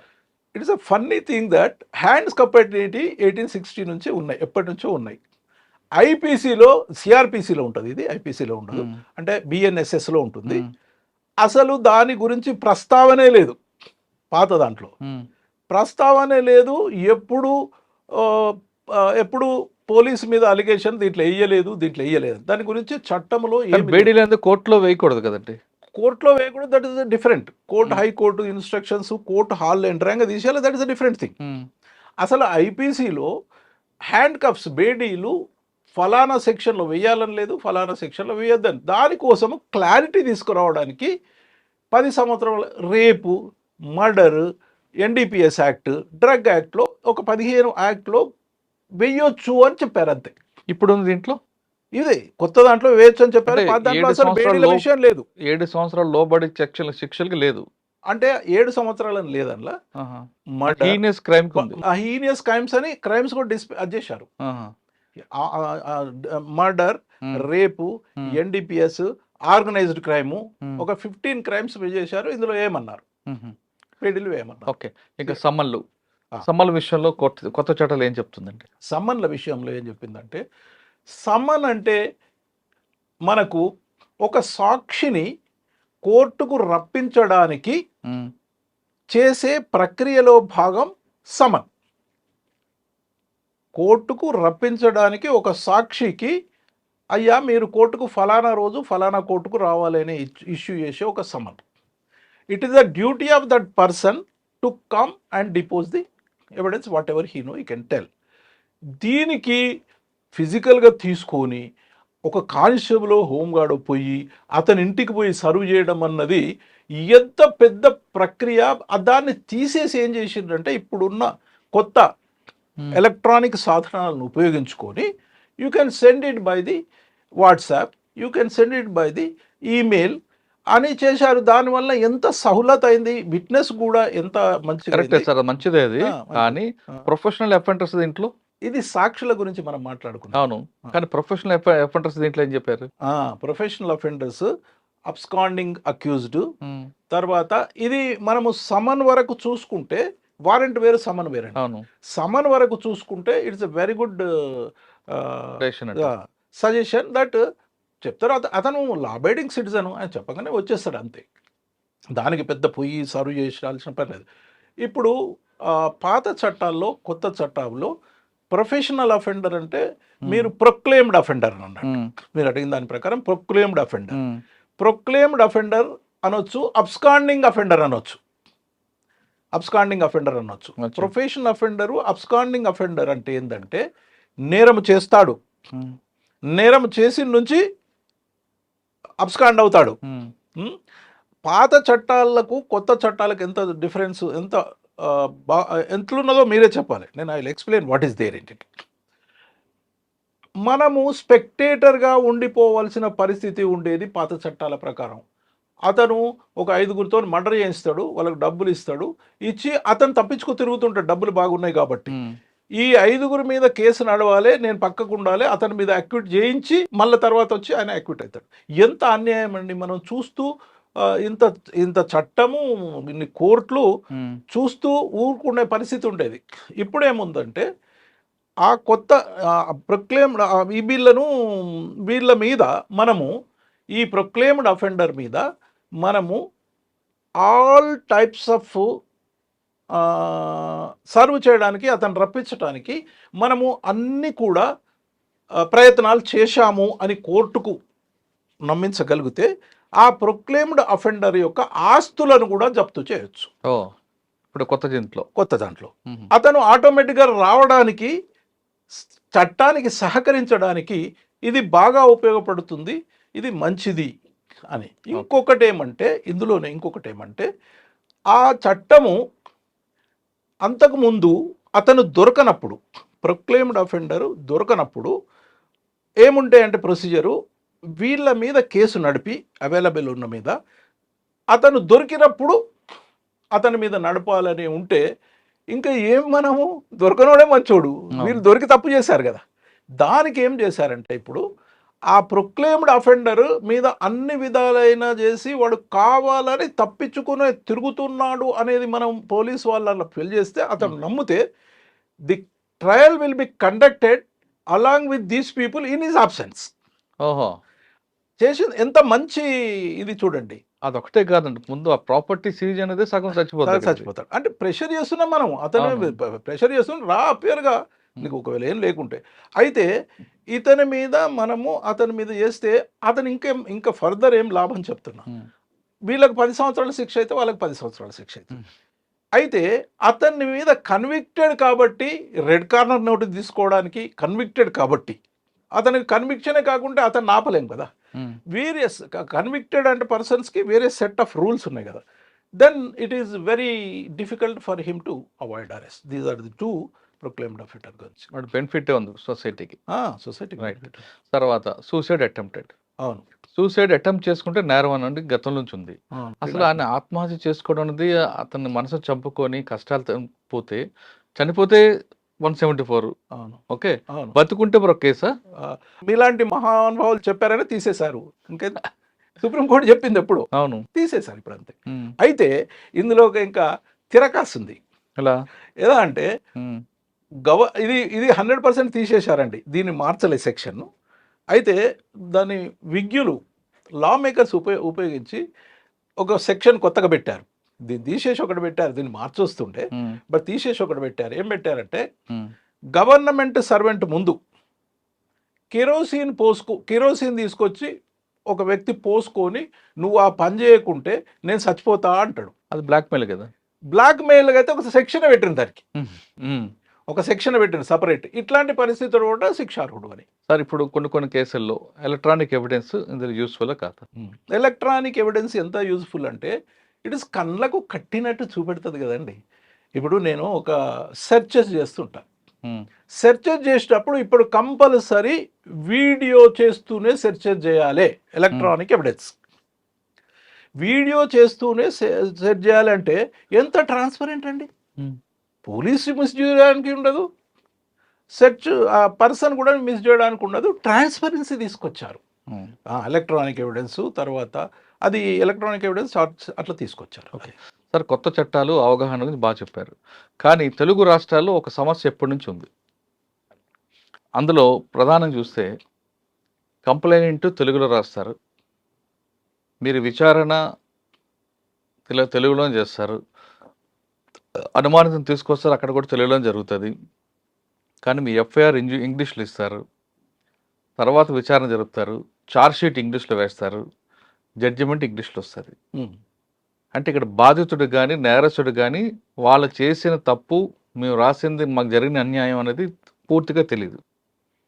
ఇక్కడ కంప్లైంట్ రాసింది కూడా బాధితుడు తెలుగులో రాస్తాడు, దాన్ని ఇంగ్లీష్లో ట్రాన్స్లేట్ చేస్తారు, అక్కడ రాసిన వ్యక్తి వేరే వ్యక్తి ఉంటారు, తర్వాత ఛార్జ్షీట్ ఇంగ్లీష్లో వస్తుంది, జడ్జిమెంట్ ఇంగ్లీష్లో వస్తుంది. కానీ వేరే రాష్ట్రాల్లో తీసుకుంటే, సౌత్ ఇండియాలో వేరే రాష్ట్రంలో ఏ భాష ఉందో ప్రాంతీయ భాష, ఆ ప్రాంతీయ భాషలో జరుగుతుంది. ఇక్కడ ఎందుకండి అది ఆ ప్రాబ్లం? అది ఏమంటే, తెలుగులో ఇస్తే తెలుగులో చేయకూడదని ఏమీ లేదు. మరి ఎందుకు జరగట్లేదు? ఎందుకు జరగట్లేదంటే, ఇప్పుడు చేసిన వాటికి మాత్రం తెలుగులు ఇస్తుండ్రు. కాలక్రమేణా మనము ఒక 15-20 ఏళ్ల కింద ఇంగ్లీష్ నుంచి 90%, 80%, 70%కి వస్తుంది. కానీ మీరు అన్నట్టు పెద్దగా జరగట్లేదు అని అంటే మనము ప్రభుత్వం తెలుగులోనే రాయాలి, తెలుగులో రాయకుంటే పనిష్మెంటు, భాషా సంఘము ఇవన్నీ తెలుగులోనే ఉండాలనే అనేకమైన ఇన్స్ట్రక్షన్స్ ఇస్తుంది. తెలుగులో రాయండి లోయర్ లెవెల్ కోర్టులో, అదే మనకు సుప్రీంకోర్టులో ఇంగ్లీష్లోనే ఉంటుంది. అవును, ట్రాన్స్లేట్ చేసుకోవచ్చు. చేసుకోవచ్చు. అదే ఇది హైకోర్టు లెవెల్లో కూడా. కానీ తమిళనాడు మీరు అవును, ఒడిస్సా ఇక్కడ చేస్తున్నారు. తీసుకున్న ఏ ప్రాంతీయ ఇప్పుడు భాష ఉంటుంది కదా. అక్కడ హిందీలో రాస్తారు కదా నార్త్ ఇండియా. అవును. నార్త్ ఇండియా ఇది అంటే నేషనల్ లాంగ్వేజ్ అనుకుందాం. నేషనల్ కానీ మీరు తమిళనాడు, అవును. కర్ణాటక, ఒడిస్సా ఎక్కడైనా సరే లోకల్ లాంగ్వేజ్ ఉంటుంది. అవును. ఇప్పుడు నార్త్ ఇండియాలో కూడా ఏ రాష్ట్రానికి ఆ రాష్ట్ర లాంగ్వేజ్ ఉంది. జార్ఖండ్ తీసుకోండి మీరు, ఏ రాష్ట్రానికి ఆ రాష్ట్రం అక్కడ హిందీ పాడుతున్నారు మరి. మరి ఇక్కడ ఎందుకు జరగట్లేదు? అక్కడ హిందీ వాడుతున్నారని చెప్తున్నా, అక్కడ కూడా లోకల్ లాంగ్వేజ్ రాయట్లేదు అని చెప్తున్నా. అక్కడ హిందీ అంటే కామన్ గా వచ్చు కాబట్టి. మీరు అన్నట్టు అసలు ఫిర్యాదే మనకు తెలుగులో ఇస్తున్నాడు కదా. అవును. ఫిర్యాదు అందులో రాయాలి, అందులోనే ఛార్జ్షీట్ వేయాలి. మీరు అన్నది అది హైకోర్టు చర్య తీసుకోవాలి. వీళ్ళందరి ఇన్స్ట్రక్షన్స్, సర్క్యులర్స్ మస్తున్నాయి. దాని వల్ల క్రెడిబిలిటీ పెరుగుతుంది, తగ్గుతుంది, పెరుగుతుంది కదా తెలుగులో. అవునవును. నాకు జరిగిన అన్యాయం కరెక్ట్ జరిగింది, నాకు న్యాయం అనేది ఈయనకి తెలుస్తుంది, నేను చేసిన తప్పు శిక్ష పడింది ఆయనకి తెలుస్తుంది కదా. అవునవును, 100% మీరు అన్నది కరెక్టే. సర్క్యులర్ ఇష్యూ చేస్తున్నారు, ఇంకా జరగట్లేదు.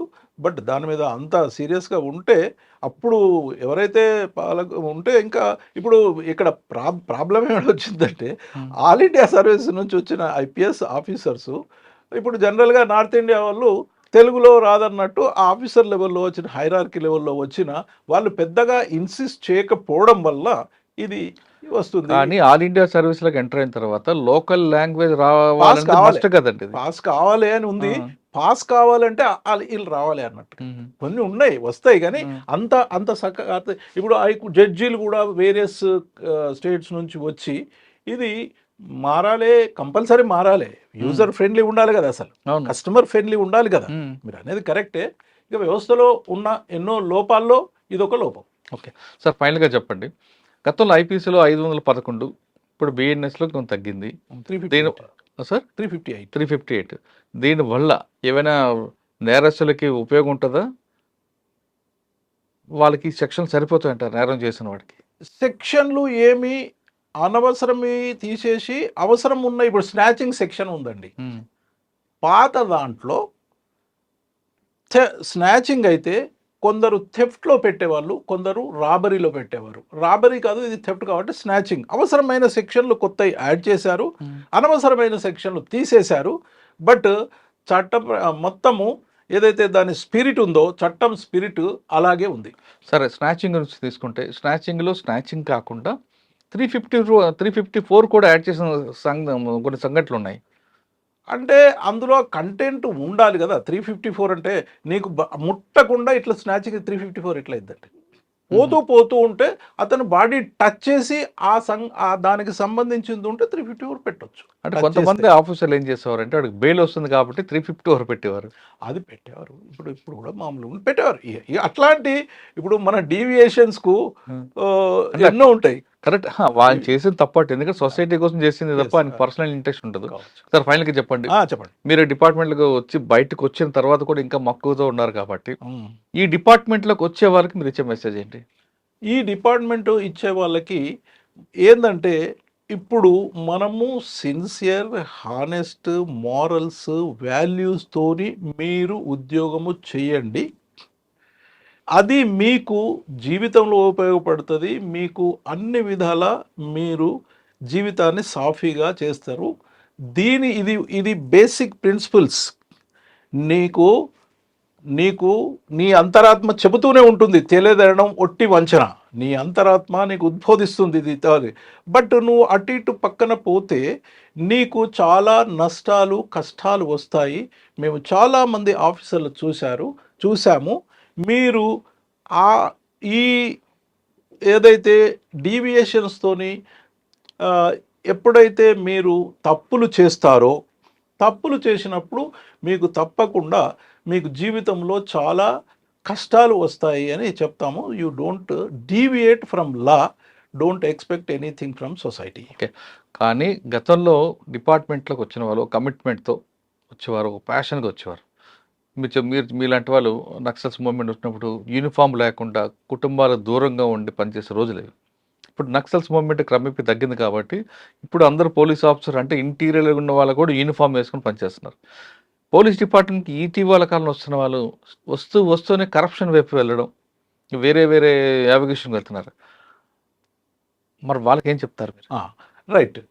ఇప్పుడు ఒకటేమంటే ఈ అప్పట్లో ఒక ఎస్పీ ఉన్నారనుకోండి. ఎప్పుడో డీఐజీ, ఐజీఐకి ఏదో చిన్న చిన్న రిమార్క్స్. ఒక ఎస్ఐ వచ్చారనుకోండి, డీఎస్పీకి వచ్చే వరకు ఆయన నీట్‌గా ఉండేవాడు. అవును. కానీ ఇప్పుడు ఐపీఎస్ రాగానే బ్యాటింగు, ఎస్ఐ సీట్‌లో కూర్చోగానే ర్యాగింగ్ అవుతుంది. రైట్. దీనికి అందరూ నేను ఇంతకుముందు చెప్పిన విధంగా ఉండాలి అన్నది ఒకటి. నేను సోషియో ఎకనామిక్ ఆస్పెక్ట్ చెప్తాను ఇప్పుడు. సోషియో ఎకనామిక్ ఆస్పెక్ట్ ఏమంటే సంఘములో మేము పుట్టిన క్రమంలో, జనరేషన్ పుట్టిన క్రమంలో, పుట్టిన క్రమంలో సత్యవంతుడు, ధర్మాత్ముడు అంటే విలువ ఉండేది. మా తండ్రులో అప్పుడు సత్యవంతుడు అందరూ చాలా విలువ ఇచ్చేది. అది కాలక్రమేణా మోడర్నైజేషను, గ్లోబలైజేషను వలన ఇది పెరిగి డబ్బులున్నోనికే విలువ రావడం స్టార్ట్ అయింది. అందుకని ఆ హానెస్టీ అన్నది తగ్గి డబ్బులు ఉన్నోనికే విలువ ఉంది కాబట్టి డబ్బులు ఉన్నోడే గొప్పోడు అనేది అని వచ్చింది. కాలక్రమేణా సొసైటీలో ధర్మం, న్యాయం తగ్గి సొసైటీలో మీకు ఈ డబ్బుల మీద మోజు, కరప్షన్ లెవెల్స్ పెరిగిపోయి ఒకరిని చూసి ఒకరు అంత అంతస్తు ఉండాలి, అంత ఆస్తి ఉండాలి అనే వస్తే అదే సొసైటీ నుంచి వీళ్ళు వచ్చారండి. ఆ ఆలోచనతోనే వచ్చారు, ఆ ఆలోచనతోనే వస్తున్నారు. కాబట్టి న్యాచురల్గా the police officers are reflection of the society. కరెక్టే. అటువంటి వాళ్ళు కూడా పైనుంచి దిగబడలేదు కాబట్టి సొసైటీ వచ్చినప్పుడు ఎన్పిఎల్ కానీ లేదంటే టీఎస్పిఏలో కానీ ఇటువంటి వాళ్ళందరికీ కరెక్ట్ ట్రైనింగ్ ఇవ్వచ్చు కదా. మేము కరెక్ట్ ట్రైనింగ్ ఎంత మారల్స్ మీద, వాల్యూస్ మీద, హానెస్టీ మీద చాలా ఉదాహరణలు చెప్తున్నాము. ఇంకా మార్పు రావట్లేదు అంటారా? అంటే ఉదాహరణలు చెప్తే స్ట్రిక్ట్లీ స్పీకింగ్ ఎంత చెప్పినా మనిషి ఆ వస్తున్న క్రమంలో వాళ్ళకి అది ఉంది, వీళ్ళకి ఇది ఉంది, వీళ్ళకి ఇది ఉంది అనే క్రమంలో అదే దానికి నేను అదే చెప్తాను వాళ్ళకు. ఏం చెప్తాను అంటే, మీరు వస్తున్న క్రమంలో ఇంకా మీరు ఒక ఆస్పెక్ట్ తీసుకురాలేదు. నేను ఇప్పుడు చెప్తాను, పొలిటికల్ ఇంటర్ఫియరెన్స్ ఉంది కదా, మీరు ఏదో చెప్తారు అని నేను ఇట్లా చెప్తున్నప్పుడు అన్నది సంఘటన చెప్తారు. మీరు ఏదో చెప్తారు సార్, హానెస్ట్ అది ఇది అని చెప్తారు సార్. మీరు పొలిటికల్ వాళ్ళు పోస్టింగ్ అవుతుంది కదా సార్, ఎట్లా అని వాళ్ళు అడుగుతారు. కరెక్ట్ క్వశ్చన్ అడిగారు మీరు. పొలిటికల్ పోస్టింగ్స్ అన్న దాని గురించి ఇక్కడ మీరు విచారించడము, మీరు ఉద్యోగం రాసి ఉద్యోగంలోకి వచ్చినప్పుడు జీతం మీద బతుకుతాననే వచ్చారు కదా, అంతే కదా, జీతం మీద బతుకుతానే వచ్చారు. అందరూ పైకి చూడడానికి జీతం మీద బతుకుతాం సార్, మేము హానెస్ట్ అనేది అంటారు. అన్నప్పుడు 1000 పోస్టులు ఉంటే, 1000 పోస్టులు ఒకసారి 100 తీసుకుందాం సార్ పర్సెంటేజ్. 100 పోస్టులు ఎస్ఐస్ పోస్ట్ ఉన్నాయనుకోండి, ఎస్ఐ డిఎస్పీ ఏదైనా అంతే, ఎస్ఐస్కు ఎక్కువ ట్రైనింగ్. 100 పోస్టులు ఉంటే 33 నుంచి 40 పోస్టులే పోలీస్ స్టేషన్ లెవెల్లో యూనిఫామ్ చేసుకునేవి ఉంటాయి. 66 to 60 పోస్టు సిఐడి ఉంటాయి, ఇంటెలిజెన్స్ ఉంటాయి, ఏసీబీ ఉంటాయి, విజిలెన్స్ ఉంటాయి, మనకు అకాడమీ ఉంటాయి, ఎన్నో ఉంటాయి. మీరు ఇప్పుడే ట్రైనింగ్లు ఉండంగా మీరు కూడా ఇప్పుడు ఒక పోలీస్ స్టేషన్లో ఒక సిఐ ఉంటాడు, 10 మంది వేసా. ఆ 10 మంది వేసేల మీద పొలిటికల్ ప్రెషర్ ఏమి ఉండదు. ఆ పొలిటికల్ ప్రెషర్ ఉండేది ఏదో 10-20% ఉన్న పోస్టులకు. దాని గురించి మీరు ఇప్పుడు పోతున్నారు 10-20, 80%, 70% హానెస్ట్గా, ఇంపార్షియల్గా ఉండి 10 to 5 డ్యూటీ చేసుకొని మీ భార్య పిల్లలు చూసుకునే అది ఉండంగా మీరు 10-20 కరప్షన్ వరకు పోయేటోళ్ళు పోతారు, నష్టపోయేటోళ్ళు నష్టపోతారు, జైలుకు పోయే వాళ్ళు జైలుకు పోతారు. మీకు ఆలోచన ఎందుకు? మీరైతే జీతం కోసం వచ్చారు. జీతం అంటే 10 to 5 ఏసీబీకి పోండి, సిఐడికి పోండి, 10 to 5 జాబు, మీ భార్య పిల్లలతో మంచిగా వేసుకొని, నేను నా పర్సనల్ ఎక్స్పీరియన్స్తో చెప్తున్నాను, వాళ్ళకి చెప్తాము. మీరు చిన్నప్పటి నుంచే కరప్షన్ అంటూ పెరుగుతుంటే మీ పిల్లలు కూడా కరప్ట్ యాటిట్యూడ్ పెరుగుతుంది. వాళ్ళు మీరు ఎన్ని కోట్లు సంపాదించినా వాళ్ళు ఒక్క రోజులో ఖర్చు పెడతారు. అదే నేను స్టార్టింగ్లో ఏసీబీకి 6 ఇయర్స్ పోయినాను. అట్లా పోతే అదే ఉంటే మీ పిల్లలు ఆ విధంగా ఉండి వాళ్ళు మంచి చదువులు చదివి మంచిగా చదివి మిమ్మల్ని సాధే స్థితికి వస్తారు. నేను ఎక్స్పీరియన్స్తో చెప్తాను అని ఇలాంటి ఎన్నో ఉదాహరణలు లాల్ బహదూర్ శాస్త్రి గారు తన యొక్క కార్ని ఒకరోజు కొడుకు వాడితే ఆ కారుకు సంబంధించి 8 గంటలు వాడినందుకు ప్రైవేట్ వాళ్ళు వాడినందుకు ₹200 ఉంటే ₹200 అప్పుడు ఇచ్చి అందులో ట్రెజరీలో కట్టి అదనలో పెట్టిండ్రు. మదన మోహన మాలవ్య ఇట్లాంటి మహానుభావుల యొక్క Stories చెప్తారు. హానెస్టీ వాటిని గురించి చెప్తా ఉంటాం. కానీ మార్పు ఉండదు అంటారు. మీకు మార్పు ఉండదు అని చెప్పడం లేదు. మీరు కొంత కాకుండా ఇప్పుడు అందులో ఒరిజినల్గా మీకు హానెస్ట్ లేరు అని కాదు.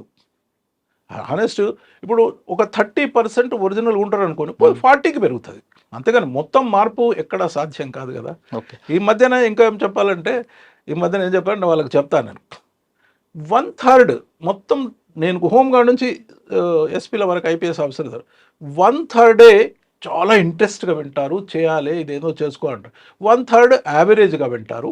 1/3 చల్తా హై అనేటోళ్ళు ఉంటారు. సమాజంలో చల్తా హై అనేటోళ్ళు ఉంటారు. అట్లా పోలీస్ డిపార్ట్మెంట్ రండి, వచ్చిన వాళ్ళు మాత్రం నీతిగా నిజాయితీగా నిబద్ధగా పనిచేయాలనుకునే వాళ్ళు మాత్రమే రండి అంటున్నారు మల్హర్రా గారు. కేవలం డబ్బుల కోసం అయితే ఈ డిపార్ట్మెంట్ వద్దు, ఇంకా చాలా డిపార్ట్మెంట్ అంటారు. కానీ పోలీస్ డిపార్ట్మెంట్లో కూడా ఒక టైం పనిచేసి జీతం తీసుకొని కుటుంబంతో పనిచేయాలనుకుంటే ఫోకల్ పోస్ట్ కాదు, నాన్ ఫోకల్ పోస్టులు చాలా ఉంటాయి. అందులో డబ్బులు రావు కానీ ప్రశాంతంగా పనిచేసుకోవచ్చు, ప్రజలకు సేవ చేయొచ్చు. ఉదాహరణకు ఏసీబీ, సిఐడి ఇటువంటి డిపార్ట్మెంట్ చూసుకోండి. కానీ వస్తూనే ఫోకల్ పోస్టులో కూర్చోవాలి, డబ్బులు సంపాదించాలి అన్న భావంతో వచ్చిన వాళ్ళు ఇవాళ కాదు రేపైనా సరే ఖచ్చితంగా ఇబ్బందులు ఎదుర్కొంటారు. అంతేకాకుండా మిమ్మల్ని చూసి మీ పిల్లలు కూడా చెడు మార్గంలో పడే అవకాశం ఉంది. కాబట్టి ఖచ్చితంగా ప్రజలకు సేవ చేయాలంటే పోలీస్ డిపార్ట్మెంట్ రండి, నీతిగా నిజాయితీగా నిబద్ధగా పనిచేయండి అంటూ మల్హర్రా గారు చెప్తున్నారు. ఇది మల్హర్రా గారితో ఎక్స్క్లూజివ్ ఇంటర్వ్యూ. వచ్చే వారం మరో గెస్ట్తో మళ్ళీ కలుద్దాం. అంతవరకు నమస్తే. Thank you very much. Thank you Muralidhar గారు. Thank you very much.